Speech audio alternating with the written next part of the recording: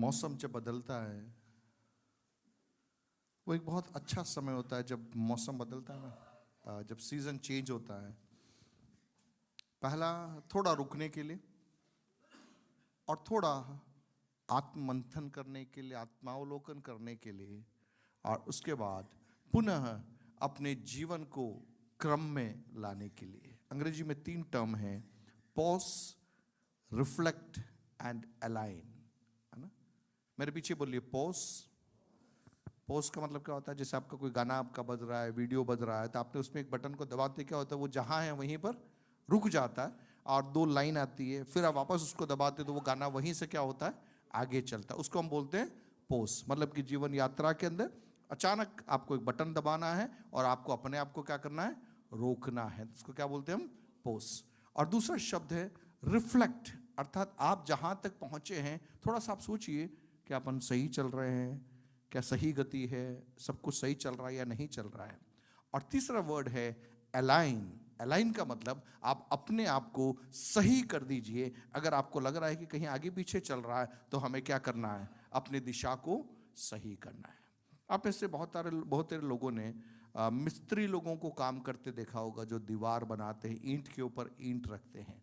सो वो क्या करते हैं कि एक ईंट की लाइन रखी और उसके बाद अगली ईंट की लाइन रखने से पहले उनके हाथ में एक क्या बोलते हैं उसको, साहुल होता है ना, साहुल होता है। देशी भाषा में क्या बोलते हैं? नहीं, साहुल नहीं बोलते हैं, या जो मिस्त्री लोग बोलते हैं ना, वो उसको लटका के देखते हैं कि वो बिल्कुल लट्टू जैसा होता है, उसको लटका के देखते हैं कि दीवार जो बन रही है वो सही रख रही है, नहीं रख रही है ना। खरपा, खरपा, हाँ, खरपा डालते हैं ना, खरपा खुरपा, वर्ड मिस कर रहा हूँ। ओके, सो आपको समझ में आया कि नहीं आया, है ना। अलंबा, अलंबा, हाँ, अलंबा, हाँ, वही वही मैं शब्द पूछ रहा था, अलंबा। क्या बोलते हैं उसको? अलंबा। मलयालम में अलंबा अलग चीज हो जाती है। हाँ, यहाँ पर क्या है, ये अलंबा होता है। तो जैसे आपने ईंट जमाया, उसके ऊपर अगली ईंट जमाई, उसके ऊपर अगली ईंट जमाई, और उसके ऊपर वो रस्सी डालकर देखते हैं कि वो सही हो रहा है या नहीं हो रहा है। मान लीजिए ईंट अगर आगे पीछे निकल रही है तो आप क्या करते हो, उस ईंट को ठोक बजाकर वापस क्या करते हो, सही करते हो, ताकि वो दीवार स्ट्रेट होनी चाहिए, सीधा होना चाहिए। सो जब मौसम बदलता है, जब एक साल बदलता है, सारे बच्चे यहाँ पे ध्यान से, hello hello hello hello hello hello hello, इधर इधर, मैं यहाँ बोल रहा हूँ, है ना। ओके, सो जब ईंट जमाने के बाद में ये सब चीजें रखते हैं तो उससे क्या होता है कि वो दीवार सही है, सीधी है, टेढ़ी है, मालूम होता है। जब मौसम बदलता है, साल बदलता है, कैलेंडर ईयर चेंज होता है ना। कैलेंडर ईयर बोलते हैं हम कि 2025, तब हम क्या लिख रहे हैं, 2026 लिख रहे हैं, तो उसको हम बोलते हैं कैलेंडर ईयर। कैलेंडर ईयर जब चेंज होता है, वो एक अच्छा समय होता है कि हम थोड़ा सा अपने आप को क्या करें, हम एक बार के लिए हम रोक ले, पोज कर ले, है ना। वो ईंट जमाने वाला वो डायरेक्ट ईंट रखता नहीं है, वो 1 मिनट के लिए रुकता है, वो पोज करता है, वो रुकता है। और रुकने के बाद में वो क्या करता है, वो चेक करता है कि ईंटें सही लगी है या नहीं लगी है। अगर सही लगी है तो वो उसके ऊपर काम चालू रखता है, पर अगर सही नहीं लगी है तो वो क्या करता है, उसको निकाल कर वापस सही करता है, ताकि वो दीवार सही बन सके। सो मेरे और आपके व्यक्तिगत जीवन के अंदर, मेरे और आपके आत्मिक सफर के अंदर हर साल बहुत ही महत्वपूर्ण होता है, क्योंकि एक साल 12 महीने, लगभग 365 366 दिन का एक चक्र होता है। जब वो खत्म होता है और उसके बाद में एक नए साल के अंदर जब आप प्रवेश कर रहे हैं, तो उचित है कि साल के शुरुआती दिनों में हम थोड़ा सा थम जाए, हमारी गति को थोड़ा सा धीमा करें, हम अपने आप को जांचें, क्या मैं सही दिशा में चल रहा हूं या नहीं। अगर मान लीजिए आपको लग रहा है उस आत्मावलोकन के अंदर कि कहीं कुछ गड़बड़ चल रही है, सो उचित क्या है, अपने आप को वहीं पर एडजस्ट कर दे। देखिए, जितना देर ज्यादा होगा उतना नुकसान ज्यादा उठाना पड़ेगा।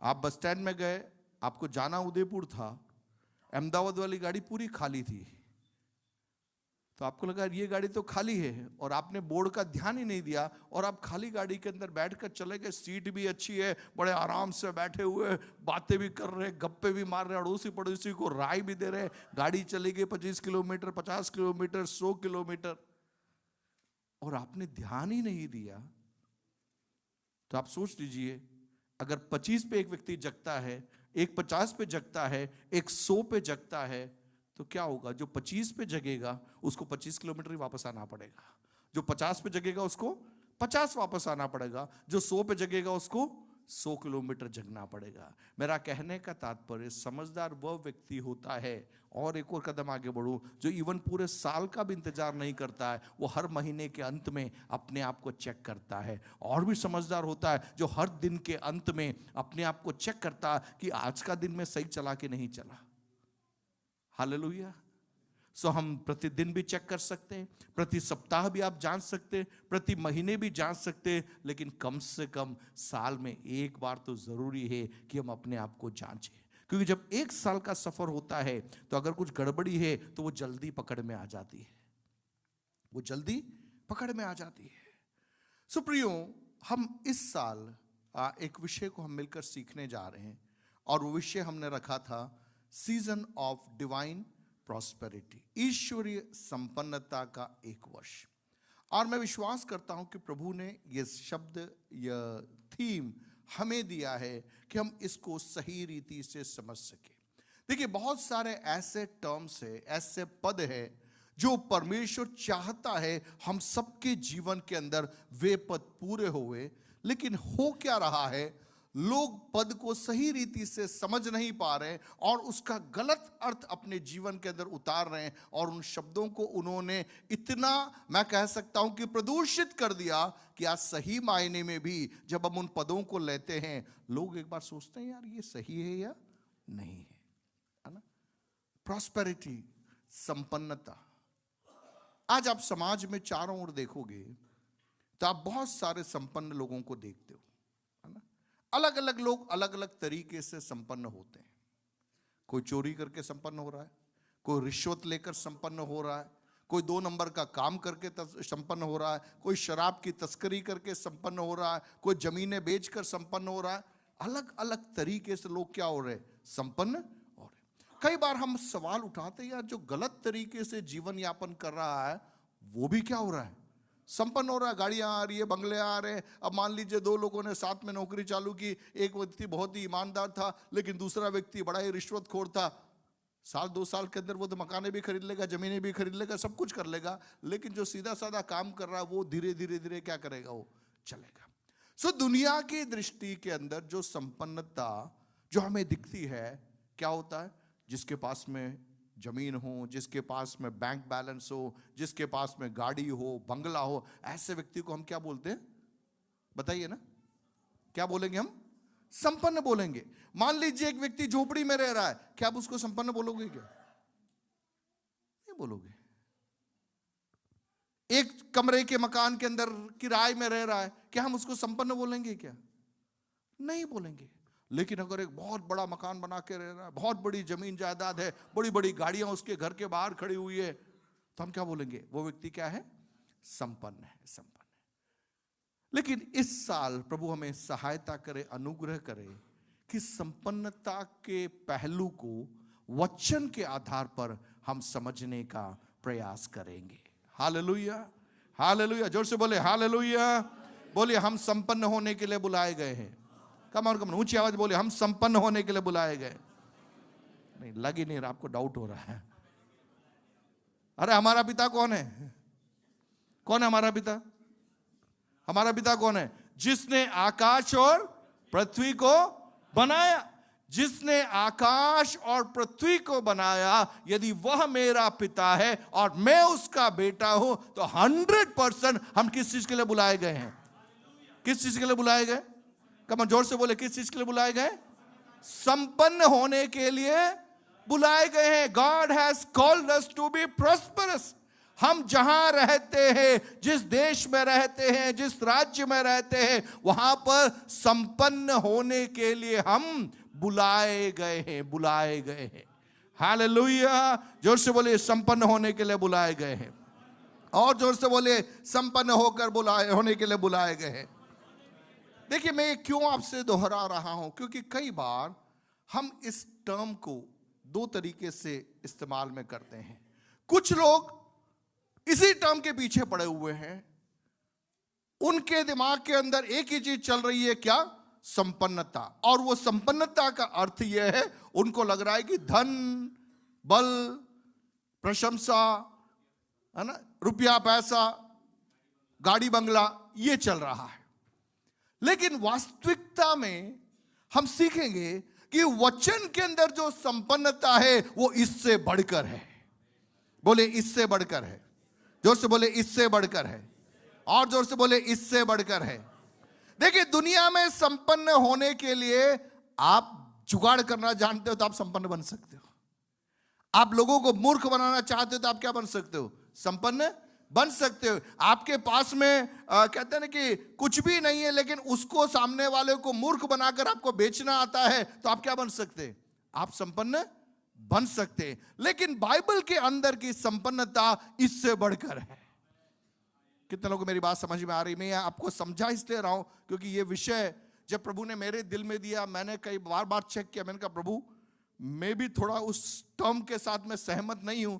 फिर मैं ही कैसे कलीसिया में लोगों को बोलूं कि 2026 आपके लिए ईश्वरीय संपन्नता का वर्ष होने जा रहा है। क्योंकि मैं भी अपने प्रचारों में उस संपन्नता के उस पहलू का, जिसका आज बहुत लोग पीछा कर रहे हैं, मैं खुद उसके विरोध में बोलता हूं और मैं खुद उसके अगेंस्ट में बोलता हूं। लेकिन पवित्र आत्मा का नहीं, मेरा एक पहलू है, वो पहलू मेरे लोगों को सीखना जरूरी है।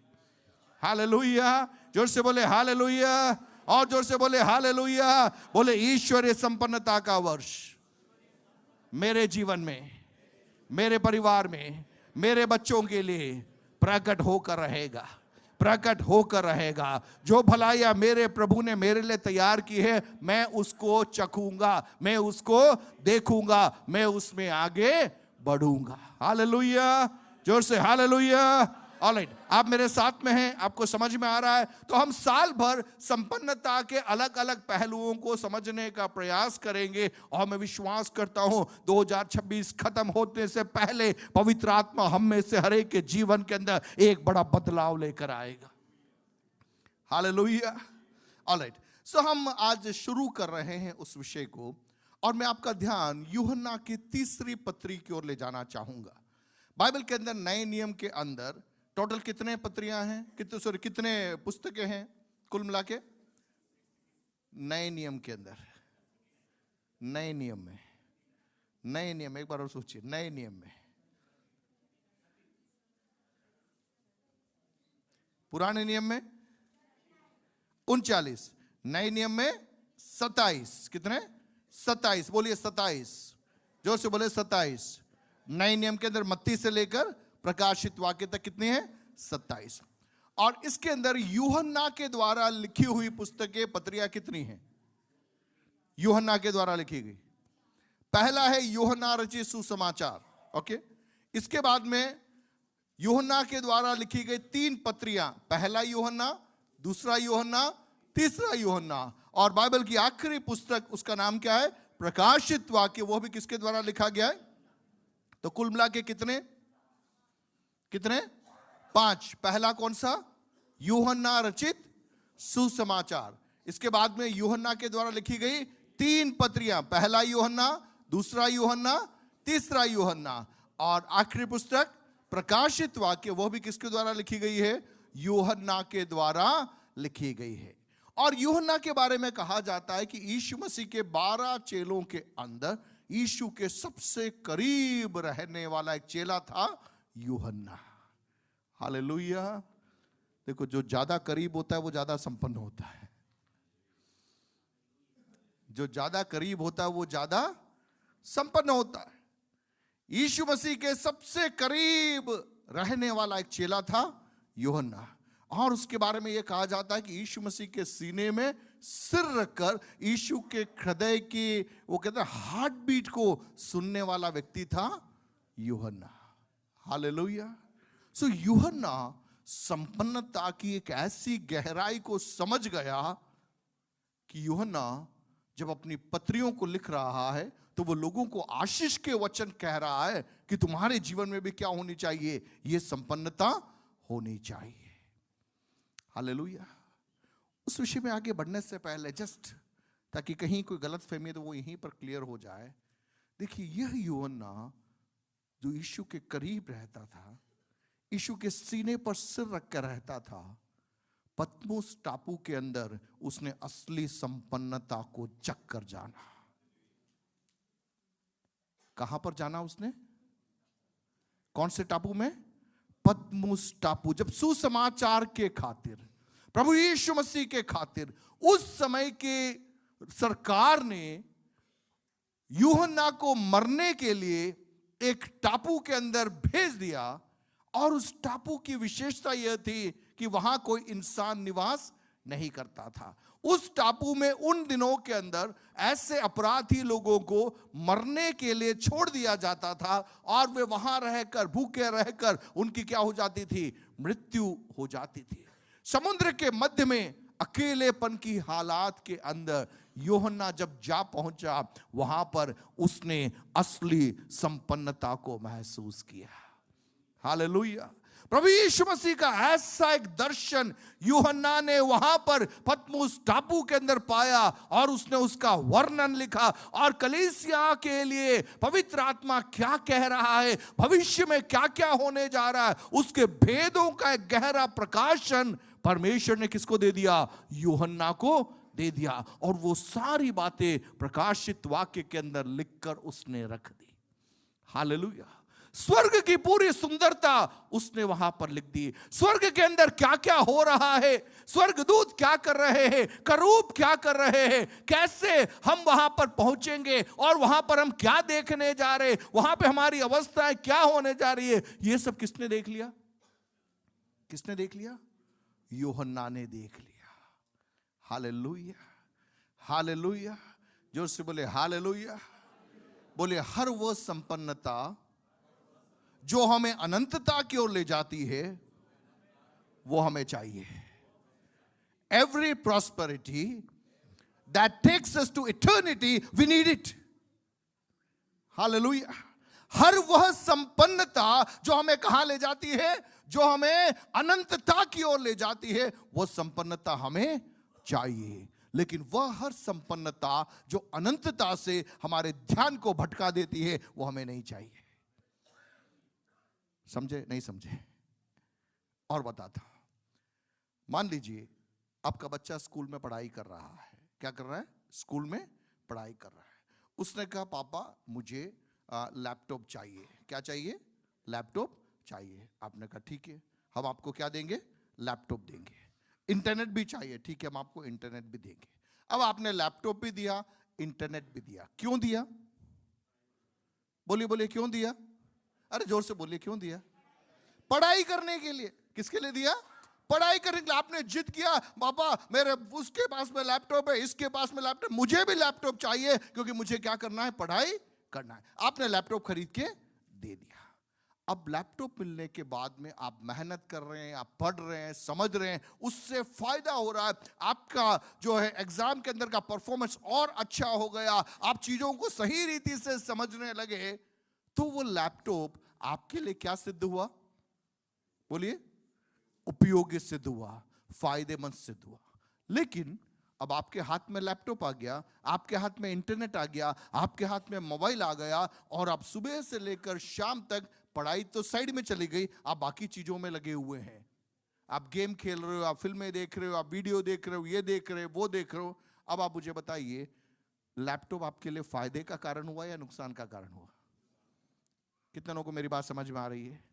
बोले वह संपन्नता, वापस बोले, वह संपन्नता जो हमें प्रभु के करीब ले जाती है, अनंतता में के दर्शन में बनाए रखती है, वो संपन्नता हमें चाहिए। लेकिन यदि संपन्नता हमारे ध्यान को मसीह से भटका देती है, अनंतकालीन बातों से हमारा मोह भंग हो जाता है, तो वो संपन्नता नहीं, वो फरेब है, वो जाल है। हालेलुया। आप समझ रहे हैं? और मैं उदाहरण आपको बताऊं। एक शिकारी ने मन बनाया कि मुझे शेर को पकड़ना है। क्या मन बनाया उसने? मुझे शेर को पकड़ना है। उसने जंगल में क्या लगाया? जाल लगाया। उसने शेर को पकड़ने से पहले हिरण को पकड़ा। किसको पकड़ा? हिरण को पकड़ा और हिरण को पकड़कर उस पिंजरे के अंदर क्या कर दिया, उसने बांध करके खड़ा कर दिया। और इस पिंजरे को उसने इस प्रकार से पेड़ पौधों से छिपा दिया कि वो दूर से पिंजरा दिखाई नहीं दे रहा था। अब शेर सुबह उठा, उसको भूख लगी, उसने प्रार्थना किया, परमेश्वर पिता आज मुझे क्या मिलना चाहिए, भोजन मिलना चाहिए। और शेर जंगल में निकल पड़ा। अब उस समय जब वो जंगल में से जा रहा था, उसे हिरण की आवाज आई। किसकी आवाज आई? हिरण की आवाज आई। उसने ध्यान से देखा तो झाड़ियों के बीच में कौन, एक हिरण है। उसने इसके पहले भी हिरण को देखा था, लेकिन वे सब भागने वाले हिरण थे, लेकिन ये हिरण भाग नहीं रहा है। ये हिरण भाग नहीं रहा है। भागने वाले हिरण का पीछा करने में क्या लगता है, टाइम लगता है, लेकिन ये हिरण तो खड़ा है, भाग नहीं रहा, चिल्ला जरूर रहा है। इसको क्या लगा, प्रभु मेरी प्रार्थना का उत्तर तूने दे दिया।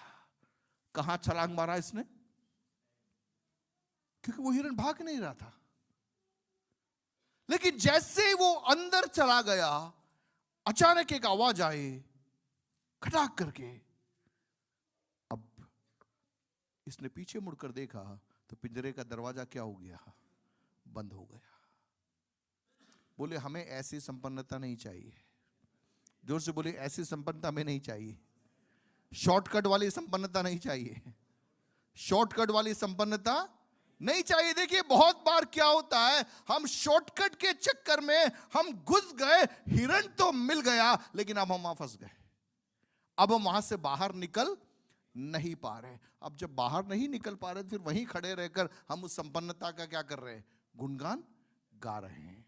लेकिन आत्मा में मैं घोषणा करना चाहूंगा, 2026 के अंदर ऐसी संपन्नता नहीं, लेकिन परमेश्वर के द्वारा जो संपन्नता मेरे लिए और आपके लिए तैयार करके रखी गई है, हम उसको पाने जा रहे हैं। हालेलुया। विश्वास करने वाले ताली बजा के प्रभु को महिमा दे। ओके, सो आप मेरे साथ निकालिए यूहन्ना रचित यूहन्ना की पत्री, तीसरी पत्री, यूहन्ना की तीसरी पत्री। उसके अंदर से हम कुछ बातों को मिलकर सीखने जा रहे हैं। जैसे मैंने कहा, ये साल भर हम इसके अलग अलग पहलुओं को सीखेंगे।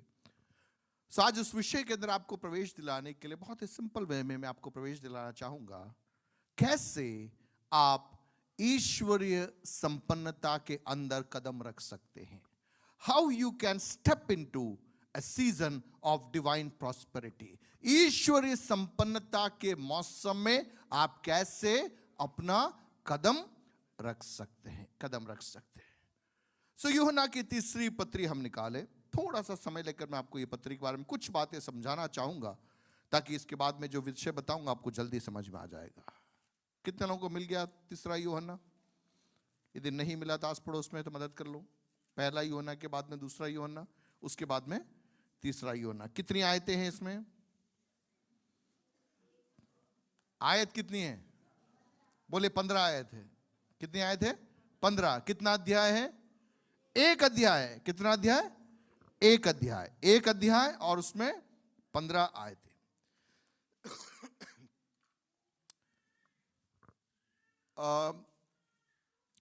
मैं आपके लिए पढ़ूंगा, यहां पर ध्यान से सुनना। मुझ प्राचीन की ओर से प्रिय गयुस के नाम, जिससे मैं सच्चा प्रेम रखता हूं, है ना। मुझ प्राचीन की ओर से, आई एम द एल्डर, उम्र में मैं बड़ा हूं, आत्मिक दर्शन में, आत्मिक प्रकाशन में अन्यों से मैं बड़ा हूं। सो यूहन्ना कह रहा है मुझ प्राचीन की ओर से। किसके नाम लिख रहा हूं? गयुस के नाम। वहां का एक विश्वासी जिसका नाम लिखा गया है गयुस।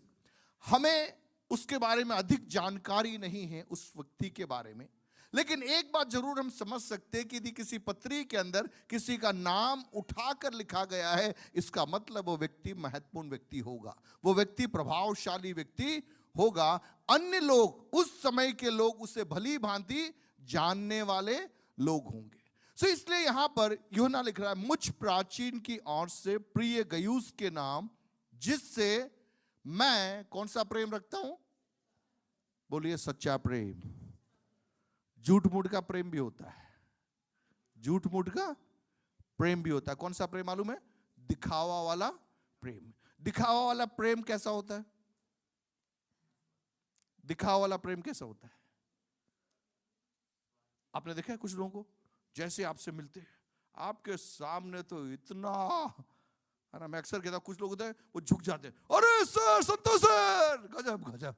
मैं कहता भैया टांग खींचेगा ही पहले।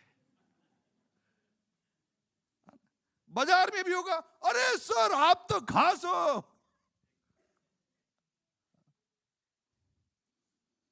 बोले जो दिखाव वाला प्रेम होता है ना, उसमें अभिनय बहुत सारा होता है। उसमें क्या होता है? अभिनय बहुत सारा होता है। कोई भी अगर ज्यादा अभिनय कर रहा है प्रेम का, तो आप समझ जाना कि वो प्रेम कौन सा प्रेम नहीं है। जोर से बोलिए। अब इसका मतलब ये नहीं है कि आपको संतोष सर ने बोला कि अभिनय वाला प्रेम करना ही नहीं है, आप हाथ भी नहीं जोड़ रहे हो, आप विश भी नहीं कर रहे हो। सर ने बोल रहे, मैं वो नहीं कह रहा हूं। जरूरत से ज्यादा नहीं करना है। बोले जरूरत से ज्यादा नहीं करना है। कमान बोले जरूरत से ज्यादा नहीं करना है। कुछ लोग आपके सामने है ना, कई बार क्या होता है कि जैसे कोई गेस्ट प्रीचर आया और उसको इंट्रोड्यूस करना है। अब मानो मैं इंट्रोड्यूस करने खड़ा हो गया, 15 मिनट मैंने किसके बारे में बोल दिया? उस प्रचारक के बारे में बोल दिया, परमेश्वर के श्रेष्ठ दास जो यहां पर रहते, ये कर रहे, वो कर रहे, ऐसा कर रहे। उतना कुछ बोलने की जरूरत नहीं। आप सीधे एक शब्द में भी उनका परिचय दे सकते। लेकिन कई बार हमारी एक आदत हो जाती है कि हम कौन सा प्रेम दिखाते हैं? झूठ मूठ का प्रेम दिखाते हैं। 2026 में एक निर्णय लेना है, कोई अभिनय नहीं करेंगे। क्या नहीं करेंगे? फालतू का नाटकबाजी अपन को करने की जरूरत नहीं है। जबरदस्ती का एडजेक्टिव विशेषण आगे पीछे लगा करके लंबा चौड़ा करने की कोई जरूरत नहीं। प्रभु में आदरणीय, प्रभु में श्रेष्ठ, प्रभु में प्रसिद्ध, कोई कंटेंशन करने की जरूरत नहीं है। अपन सीधे बातचीत कर सकते हैं, सीधे चीजों को कर सकते हैं। ओके, जिससे मैं कौन सा प्रेम रखता हूं? सच्चा प्रेम रखता हूं। सच्चा प्रेम रखता हूं। हे प्रिय, मेरी यह प्रार्थना है। कौन प्रार्थना कर रहा है? कौन प्रार्थना कर रहा है? यूहन्ना प्रार्थना कर रहा है। कौन प्रार्थना कर रहा है? यूहन्ना। यूहन्ना कौन है? प्राचीन है, इस पत्री का लिखने वाला है। यूहन्ना प्रार्थना कर रहा है कि जैसे तू कौन सी उन्नति कर रहा है? आत्मिक उन्नति कर रहा है, वैसे ही तू सब बातों में उन्नति करे और भला चंगा रहे। बोलिए आमीन। कितने लोग चाहते हैं कि कोई आपके लिए प्रार्थना करे? नहीं समझ में आया। आप में से कितने लोग चाहते हैं कि कोई अन्य व्यक्ति आपके लिए यह प्रार्थना करे? आप में से कितने लोग अन्य लोगों के लिए यह प्रार्थना करना चाहते हैं? है ना? जो आप चाहते हैं दूसरा आपके लिए करे, आपको क्या करना है? उनके लिए करना है। देखिए बाइबल का लॉजिक बहुत ही क्लियर है। आप जो चाह रहे हैं दूसरा आपके लिए करे, वो किसको करना है? आपको करना है। आपको करना है। मैं चाह रहा हूं कि सामने वाला आकर मुझे गुड मॉर्निंग बोले, तो मुझे क्या करना पड़ेगा? मुझे जाके गुड मॉर्निंग बोलना है ना? मैं चाह रहा हूं कि सामने वाला आकर मुझे देखकर मुस्कुराए, तो करना क्या होगा? मुझे उसको देखकर मुस्कुराना होगा। लेकिन समस्या क्या है? नहीं, मैं तो मुस्कुराऊंगी नहीं, वो अगर आएगा तो मुस्कुराएगा। होने वाला नहीं है। बाइबल में यीशु मसीह ने कहा, जो आप चाहते हैं दूसरा आपके लिए करे, वो आप उनके लिए करो। जो आप चाहते हैं दूसरा आपके लिए करे, वो आप उनके लिए करो। इसका अर्थ यह है कि जो मैं चाह रहा हूं कि मेरा पड़ोसी मेरे साथ करे, मुझे क्या करना है? उसमें पहल करना है। उसमें पहल करना है। परिवार के अंदर भी वो करना है, समाज में भी वो करना है, कलीसिया में भी वो करना है, अन्य क्षेत्रों में भी हम वो करना है। अगर हम चाहते हैं कि दूसरा हमारे साथ भलाई करे, तो हमें दूसरों के साथ क्या करना है? भलाई करना है। अगर मैं चाहता हूं कि दूसरा मेरे को देख के सच बोले, तो मुझे उसको देख के क्या करना है? सच बोलना है। ऑलराइट, अब यह प्रार्थना जब यूहन्ना कर रहा है, वो क्या लिखा है? जैसे तू कौन सी उन्नति कर रहा है? आत्मिक उन्नति कर रहा है, वैसे ही तू सब बातों में क्या करे, उन्नति करे और कैसा रहे, भला चंगा रहे। अच्छा, अब इसमें सबसे पहली उन्नति कौन सी उन्नति है? देखिए कौन सी उन्नति है पहली उन्नति? कम जोर से बोलिए। तो यूहन्ना कह रहा है कि गयुस भैया, मैंने सुन लिया कि तू कौन सी उन्नति कर रहा है, आत्मिक उन्नति कर रहा है। और जैसे उसने उस कुंजी को पकड़ लिया, यूहन्ना प्रार्थना कर रहा है, जैसे तू आत्मिक उन्नति कर रहा है वैसे ही तू सब बातों में क्या करे, उन्नति करे और भला चंगा रहे। देखिए, अगर हम उन्नति की बात करें तो उससे मुख्य रीति से 3 भागों में हम विभाजित कर सकते हैं। पहला है स्पिरिचुअल प्रॉस्पेरिटी, आत्मिक उन्नति। कौन सी उन्नति?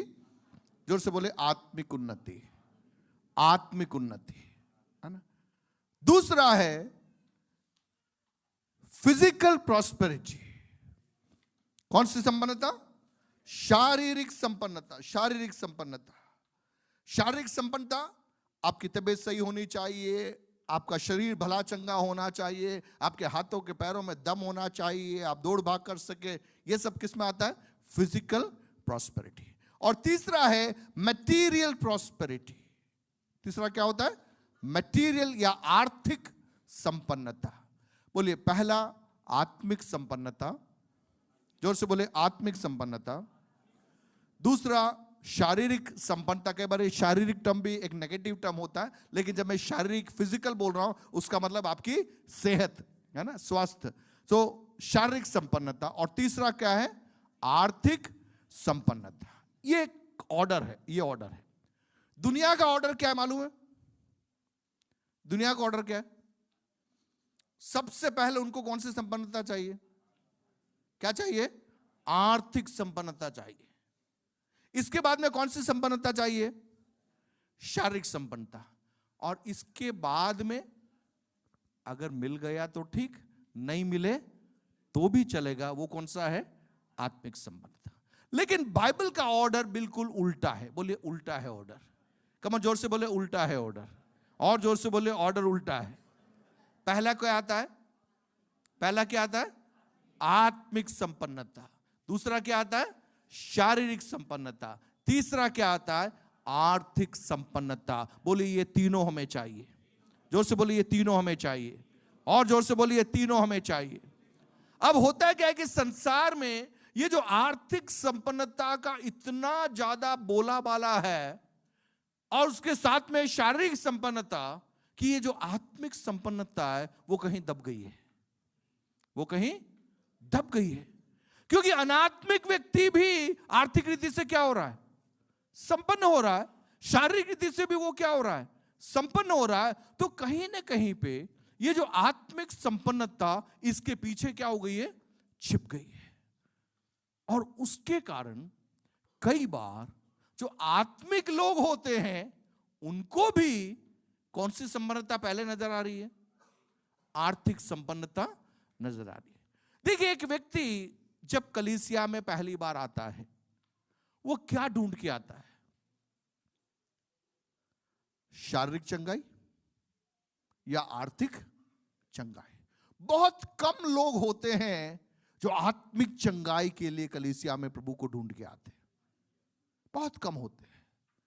1%, 2% हम समझ सकते हैं। ऐसा नहीं कि नहीं आते, लोग आते हैं, पर वो प्रतिशत बहुत कम होता है। मेजॉरिटी किसके लिए आ रहे हैं? आर्थिक रीति से संपन्न होने के लिए, शारीरिक रीति से चंगाई को पाने के लिए। अब आप मुझे बताइए, क्या परमेश्वर आर्थिक चंगाई देता है या नहीं?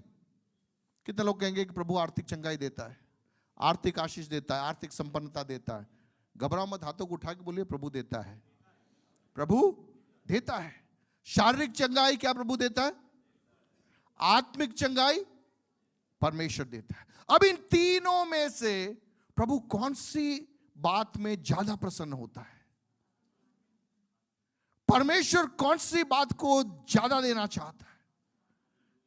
देखिए, कुछ चीजें तात्कालिक होती है। कुछ चीजें क्या होती है? तात्कालिक होती है। और कुछ चीजें दीर्घकालिक होती है। कुछ चीजें दीर्घकालिक होती है। जब इस संसार में हम जीवन यापन करते हैं 70 साल 80 साल, अपन एक एज ब्रैकेट यदि माने, तो इस 70 साल और 80 साल के दौर के अंदर क्या आपको लगता है कि आपका जो शरीर है वो हमेशा एक जैसा रहेगा, या शरीर कमजोर होता है? शरीर क्या होता है? कमजोर होता है। आप कितना भी अपने आप को डॉक्टर्स के अंदर रखे, दवाइयां ले, एक्सरसाइज करे, सब कुछ करे, तब भी क्या होगा? एक पॉइंट के बाद में शरीर कमजोर होना आरंभ हो जाएगा। आर्थिक रीति से आपने कितना भी इकट्ठा कर लिया, एक समय के बाद में यह सब बड़ा सिरदर्द लगने लगता है। आपके पास में खाने के लिए दुनिया भर की चीजें हैं, लेकिन आप खा नहीं पा रहे क्योंकि डॉक्टर ने मना कर दिया, तेल वाला नहीं खा सकते, घी वाला नहीं खा सकते, आपको कोलेस्ट्रॉल है, ये है वो है। कहीं कोई मतलब उस चीज का नहीं रहा। डॉक्टर ने बोला कि आप एसी में बैठ नहीं सकते, एसी में बैठोगे तो आपके घुटने दर्द करेंगे, आप टाइल्स घर पे लगा नहीं सकते। सब चीजें हैं लेकिन उसका इस्तेमाल नहीं कर पा रहे। लेकिन जब बात आत्मिक दृष्टिकोण की आती है, वह कुछ ऐसी बात है जो आपके जीवन के आखिरी पॉइंट तक इस संसार में रहते समय आप उसमें बलवंत होते जा सकते हैं। हालेलुया। बाकी सारे क्षेत्र समय के बाद में अप एंड डाउन चलेंगे, लेकिन आत्मिक क्षेत्र में हमेशा संभावनाएं रहेगी कि आप बल पर बल पाते जा सकते हैं, आप महिमा पर महिमा पाते जा सकते हैं, आप अनुग्रह पर अनुग्रह पाते जा सकते हैं। हालेलुया। जोर से बोले हालेलुया, और जोर से बोले हालेलुया। आप जवानी में 70 किलो वजन उठा सकते थे, लेकिन एक उम्र के बाद में 70 छोड़ो 10 किलो भी आप उठा नहीं पाओगे, है ना? लेकिन कालेब के समान एक आत्मिक दर्शन यदि मेरे और आपके पास में होगा तो बुढ़ापे में बोलेगा, वो पहाड़ मुझे दे दो जब मूसा ने मुझे निकाला था, उस समय की ताकत आज भी मेरे पास में है, मैं जाकर उसको क्लेम कर लूंगा। Hallelujah, hallelujah. देखिए, कहने का तात्पर्य कि आत्मिक उन्नति हमें बलवंत करती है। उसमें उम्र एक रुकावट नहीं है, पढ़ाई एक रुकावट नहीं है, आप गांव में रह रहे हो या शहर में रह रहे हो वो भी एक रुकावट नहीं है। कौन सी बात के लिए? आत्मिक उन्नति के लिए। सो यहां पर यूहन्ना कह रहा है कि जैसे तू आत्मिक उन्नति कर रहा है वैसे ही तू सब बातों में उन्नति करे और क्या रहे? भला चंगा रहे। हालेलुया। जोर से बोले हालेलुया। कितने लोग मेरी बात को समझ पा रहे हैं? है ना? ये एक महत्वपूर्ण विषय है और इसकी नींव में सही रीति से डालना चाहता हूं ताकि आप इसको आने वाले महीनों में हम सही रीति से पकड़ सके। और मैं आपको 100% गारंटी के साथ में कहूं, यदि हमने आपने इसको पकड़ लिया तो हमारी स्थिति बदल जाएगी। हालेलुया। आर्थिक स्थिति भी बदल जाएगी, शारीरिक स्थिति भी बदल जाएगी। हम वहां पर बनी रहने वाली आशीषों को हम पकड़ पाएंगे। हालेलुया।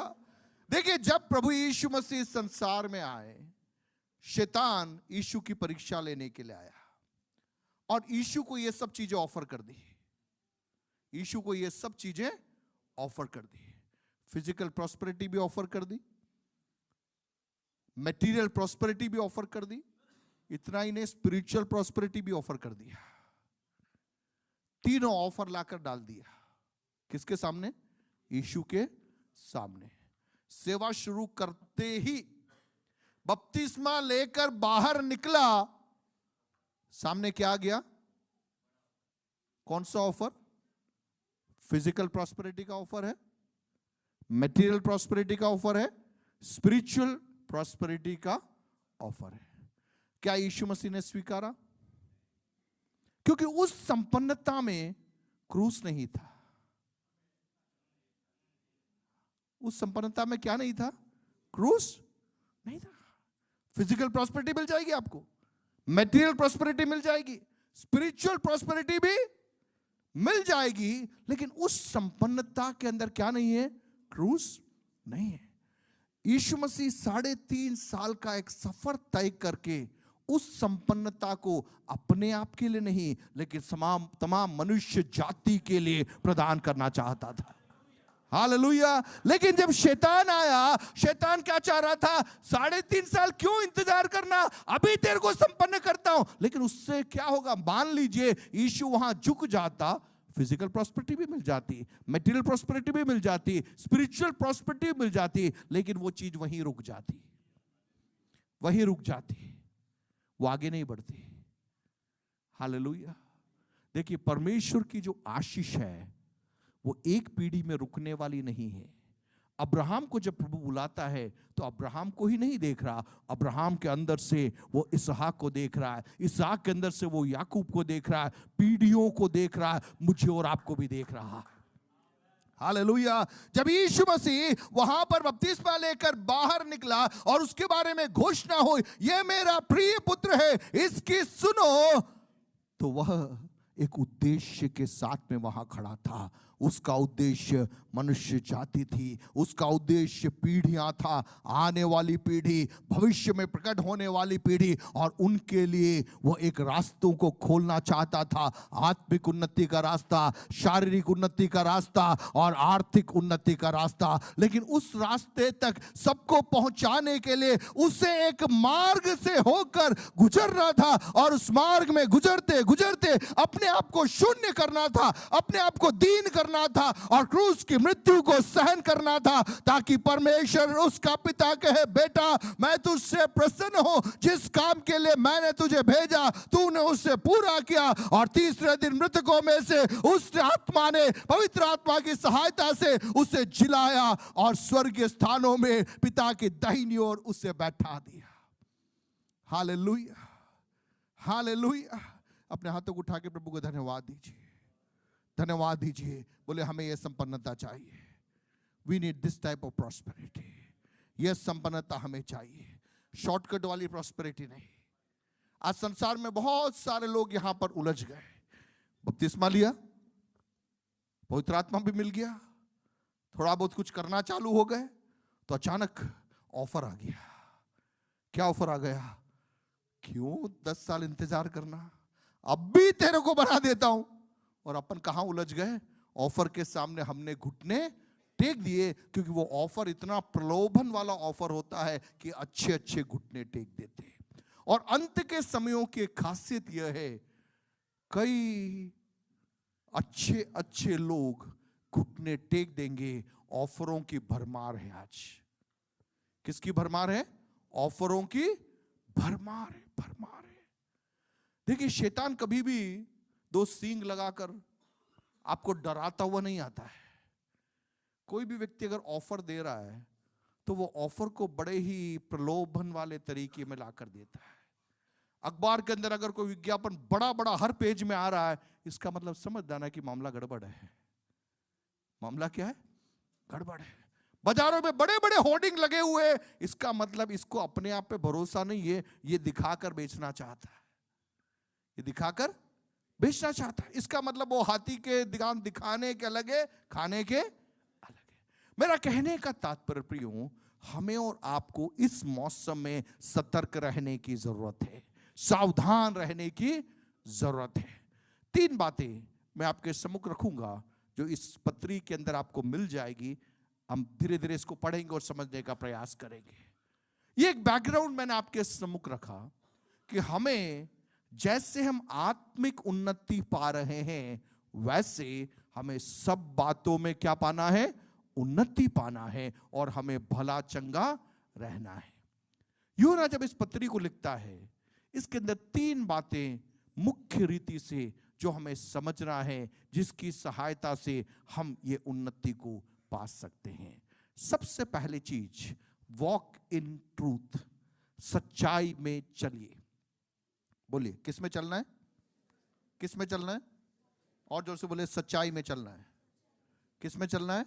सच्चाई में चलना। नकल करके भी आप पास हो सकते हैं, नकल करके भी आप पास हो सकते हैं, पर नकल करके आप पास हो गए, लेकिन जीवन के हर मोड़ पे आपके अंदर ही अंदर एक पिंच होगा कि मैंने क्या की थी? नकल की थी। लेकिन मेहनत करके, आपने मेहनत किया, आपने परिश्रम किया और आपने सफलता को हासिल किया, भले ही 4 नंबर आपके कम आएंगे, लेकिन आपके अंदर एक शांति बनी रहेगी। आप समझ रहे हैं? आजकल वो चलता है ना, फर्जी डिग्रियों का काफी केस चल रहा है। अब जैसे ही वो क्लेम माहौल चलता है तो जिसके पास में फर्जी डिग्री है वो टेंशन में आ जाता है, क्योंकि उसको डर लगता है कि कहीं मैं पकड़ में आ गया तो मेरा क्या होगा। लेकिन जिसके पास में क्लियर डिग्री है उसको डरने की जरूरत नहीं होगी।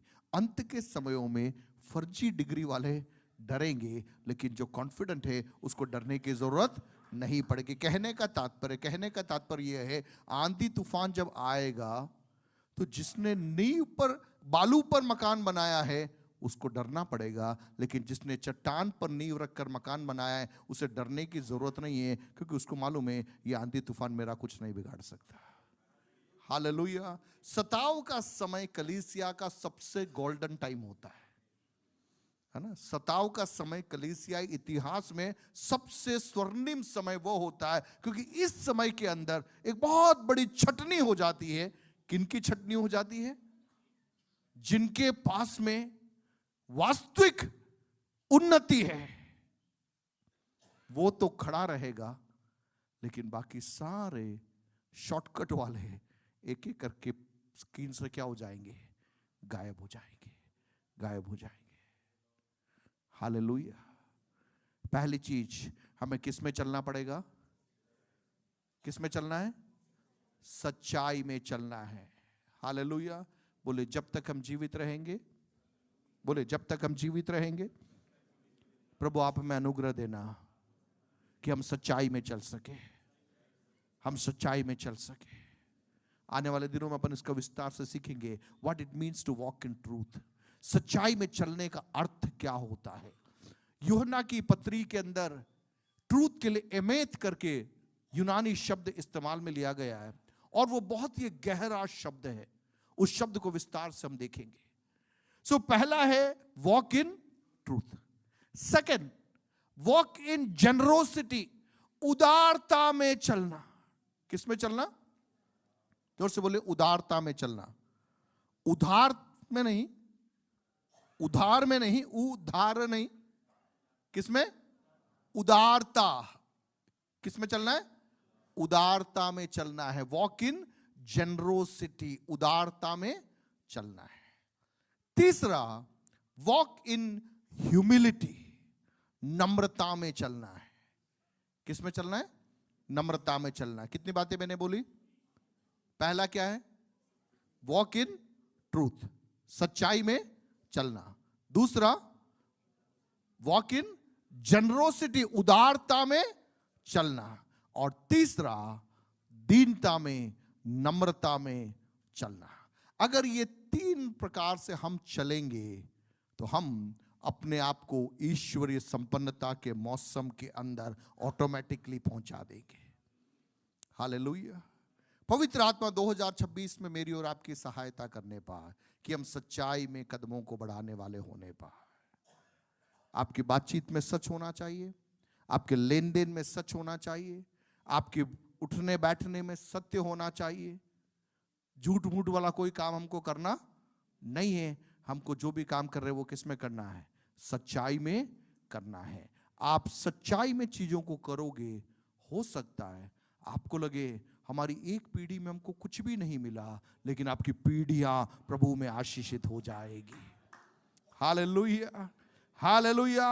अब्राहम अपने आयु काल के अंदर एक सीमित संसाधनों में जीवन को व्यतीत किया, लेकिन उसकी पीढ़ियां जब आगे बढ़ी, दाऊद का जब समय आया, सुलेमान का समय आया, एक अलग स्तर के अंदर प्रभु ने उनको खड़ा कर दिया। हालेलुया। एक पीढ़ी तंबुओं में रहती थी, लेकिन उसी पीढ़ी में महलों के अंदर प्रभु ने पहुंचाया। लेकिन समय लगा। बोलिए समय लगा। जोर से बोलिए समय लगा। बोले ईश्वरीय संपन्नता पीढ़ियों के लिए है, पीढ़ियों के लिए है। और जोर से बोलिए पीढ़ियों के लिए है। हालेलुया। सांसारिक संपन्नता कुछ समय के लिए आपने इकट्ठा किया, बहुत इकट्ठा किया, कुछ समय के बाद में उसी को लेके कुटा गए, और लास्ट में मालूम पड़ा कि कोई तीसरा लेके सब लेके निकल गया, और मालूम भी नहीं पड़ा। 2 पीढ़ी 3 पीढ़ी में मामला साफ हो गया। लेकिन आत्मिक संपन्नता बनी रहने वाली है। कैसी हो? बने रहने वाली है। तो पहली चीज हमको किस में चलना है? सच्चाई में चलना है। दूसरा, we need to walk in generosity, उदारता में चलना है। उसका अर्थ केवल इतना है, अब्राहम मैंने तुझे आशीष दी, क्यों मालूम है? ताकि तू दूसरों के लिए आशीष का कारण बन सके। बहुत ही सिंपल। अब्राहम मैं तुझे आशीष दे रहा हूं, क्यों आशीष दे रहा हूं? ताकि तेरे द्वारा राज्य क्या हो सके? आशीषित हो सके। यूसुफ मैं तुझे प्रधानमंत्री बना रहा हूं, क्यों? ताकि तेरे द्वारा राज्यों की भूख मिटाई जा सके। हालेलुया। कितने लोग समझ पाए मेरी बात को? देखिए, नदी का पानी बहता है, नदी का पानी बहता है, लेकिन पोखर या तालाब का पानी क्या होता है? बहता नहीं है। जो पानी बहता है वो ताजा रहता है। वो क्या रहता है? ताजा। लेकिन जो पानी रुका हुआ रहता है वो कुछ समय के बाद में क्या हो जाता है? वो बदबूदार हो जाता है, बदबूदार हो जाता है। प्रभु जो आशीष हमें देना चाहता है वो बहने वाली आशीष होना है। कौन सी आशीष होना है? वो बहने वाली आशीष। उसका अर्थ सिंपली इतना है, प्रभु यहां पर दे रहा है लेकिन हम यहां पर आगे उसे पहुंचा रहे हैं। जैसे जो डिलीवरी बॉय होता है, डिलीवरी बॉय आजकल ये जोमैटो और ये सब चीज चलता रहता है, वो क्या कर रहा है? वो वहां से ले रहा है, वो आगे पहुंचा रहा है। हालेलुया। प्रभु जो आशीष मुझे और आपको देता है, हमें ये समझना है वो आशीष ऐसी है, वो जितना बांटोगे उतना ज्यादा बढ़ती जाएगी। हालेलुया। दुनिया क्या कहती है? नहीं नहीं नहीं, बांटना मत, बांटने में क्या हो जाएगा? खत्म हो जाएगा। लेकिन पवित्र आत्मा की ओर से जो आशीष मिलती है, चाहे वो शारीरिक आशीष हो, चाहे वो आत्मिक आशीष हो, चाहे वो आर्थिक आशीष हो, उसका तरीका यह है, आप जितना दोगे उतना परमेश्वर आपको बढ़ाएगा। हालेलुया। आप समझ रहे हैं? आप समझ रहे हैं? क्योंकि आप जितना दे रहे हो, प्रभु कह रहा है यार ये वफादार है, मैं इस पे भरोसा कर सकता हूं। मैं इस पे क्या कर सकता हूं? भरोसा कर सकता हूं। हालेलुया। एक शब्द है जो हम इस साल बार बार पढ़ेंगे, उसको हम बोलते हैं मन्ना इकोनॉमिक्स। मन्ना के पीछे की अर्थव्यवस्था। आने वाले दिनों में हम उसको सीखेंगे। इजरायली लोग जब 40 साल मरुभूमि में से होकर गुजरे, परमेश्वर ने उनको मन्ना की प्रतिज्ञा की थी। इस मन्ना की खासियत क्या थी? ये एवरीडे प्रोविजन था, रोज का था। आज का चाहिए, आप सुबह बाहर निकलो, ऊपर देखो नीचे देखो, आपको उस दिन का मिल जाएगा। अब मान लीजिए आप ज्यादा स्मार्ट बन गए, आपने इकट्ठा करके बर्तन के अंदर रख दिया, अगले दिन अगर नहीं मिला तो क्या होगा? तो आप अगले दिन जब उसी चीज को देखोगे तो उसमें से बदबू मारेगा। लेकिन सबत के दिन चूंकि आपको कार्य नहीं करना है, इसलिए उसके पहले दिन जो मन्ना गिरेगा, जब आप उसको बर्तन में रखोगे, अगले दिन भी वो ताजा रहेगा। इसको बोलते हैं मन्ना अर्थव्यवस्था। हालेलुया। इसका मतलब यह है कि वो मन्ना रह भी सकता है, बिना सड़े भी रह सकता है, और आप अगर रखोगे तो सड़ भी सकता है। दोनों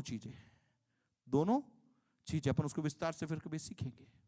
लेकिन मैं आज आपको कहना चाहूंगा, जीवन के अंदर अगर आपको उन्नति पाना है, जो प्रभु आपको दे रहा है वो समझना है, प्रभु ये मेरे लिए नहीं है लेकिन बहुत देरों के लिए है। हालेलुया।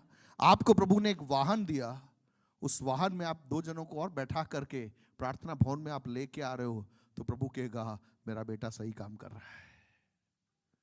हालेलुया। आप समझ रहे हैं?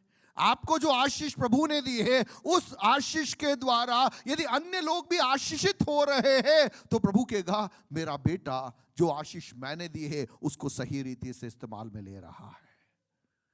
नहीं तो वो आशीष बनी रहेगी, क्योंकि प्रभु देने के बाद में वापस नहीं लेगा, लेकिन आप वहीं पर सीमित हो जाओगे, आप बढ़ नहीं पाओगे, क्योंकि आपने वचन के सिद्धांत को मिस कर दिया। क्योंकि यह आशीष कब बनी रहती है? जब हम उदारता पूर्वक हम उसका क्या करते हैं? इस्तेमाल करते। हालेलुया। आपको चंगा होना है, बेस्ट तरीका क्या बताऊं मैं? आप अन्य बीमारों के लिए प्रार्थना करना चालू कर दो, आप चंगे हो जाओगे। आपको खांसी आ रही है, आपको बुखार आ रहा है, अब आप याद तो सोच के बैठ सकते हो अरे मैं बीमार हूँ बीमार हूँ बीमार हूँ। नहीं हो तो उसी बीमारी में आपने किसी को फोन किया जो दूसरा बीमार था, उसको बोला कि मैं आपके लिए प्रार्थना करता हूँ, प्रभु आपको चंगा करेगा। आप विश्वास करके प्रार्थना की घोषणा कीजिए, वो भी चंगा हो जाएगा, आप भी चंगे हो जाएंगे। हालेलुया, जोर से बोले हालेलुया, और जोर से बोले हालेलुया। तो हमें कैसे चलना है? We have to walk in generosity. और तीसरा, we need to walk in humility, अर्थात प्रभु जब हमें ये सब देगा, सब मिलने के बाद में हम ऐसे चलते जैसे हम किसी को जानते ही नहीं है। नहीं भैया, अगर प्रभु से मिली हुई आशीषें हैं तो हमारे अंदर हमेशा वो विचार रहेगा, ये मेरा नहीं है, प्रभु ने मुझे दिया है। हालेलुया। आप जितना आशीषित होंगे उतना आप नम्र और दीन हो जाएंगे। एक पेड़ जिसमें फल ज्यादा होता है उसकी डालियां झुकी हुई रहती है, उसकी डालियां झुकी हुई रहती है, झुकी हुई रहती है। क्यों झुकती है? क्योंकि वो नहीं झुकेगी तो वो डाली टूट जाएगी। इसलिए वो झाड़ी का मैकेनिज्म है कि वो अपने आप क्या हो जाती है?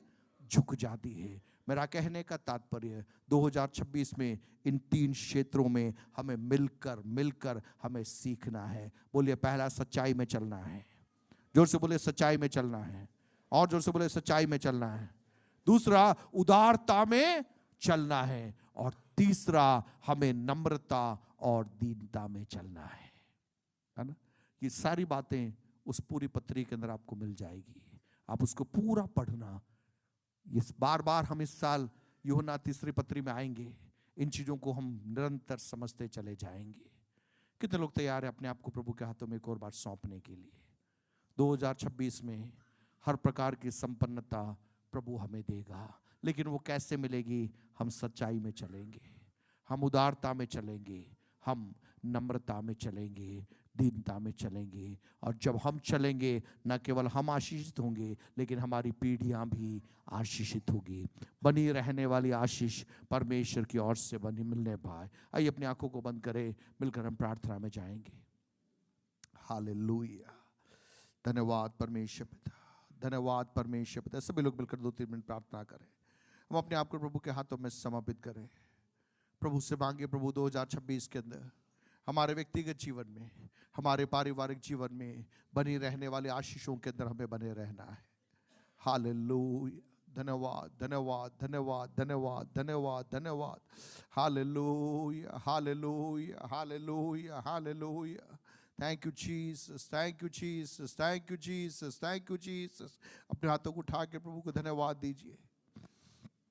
जैसे तू आत्मिक उन्नति कर रहा है, वैसे ही तू सब बातों में उन्नति करता रहे और भला चंगा बना रहे। 2026 में हमारे एक एक परिवारों के अंदर प्रभु जी ये बात पूरी होने पाए, ये वचन पूरा होने पाए, ये वचन पूरा होने पाए, ये वचन पूरा होने पाए। हम लोग मिलकर विश्वास से घोषणा करते पिता, सच्चाई में चलने के लिए, उदारता में चलने के लिए, नम्रता में चलने के लिए प्रभु जी हमारे सारे लोगों की सहायता कर परमेश्वर पिता। हमारा जीवन पिता एक अलग प्रकार से चलने वाला जीवन बन जाने पाए पिता। अन्य लोगों के सामने पिता आपके प्रदर्शित करने वाला एक जीवन बन जाने पाए पिता।